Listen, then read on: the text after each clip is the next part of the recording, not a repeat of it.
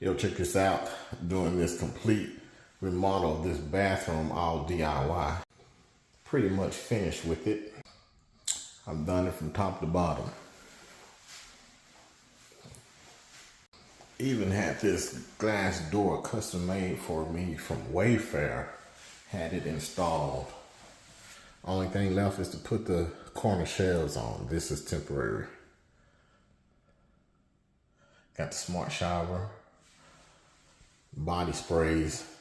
They both sprayed all at the same time, pretty strong, along with the rain shower and handheld. Check out the curbless shower. No curb. I had to dig pretty deep to get that slope in there, and no water escapes.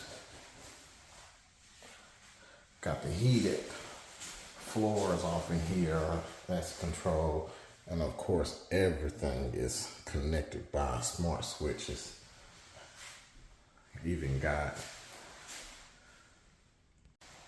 a heated towel rack, a fireplace. Look at that faucet that goes with the tub. Even put a bidet top on the toilet seat. Brand new doors. And this custom built cabinet to match the custom made cabinets that I built. Check out how big this sink is compared to my hand.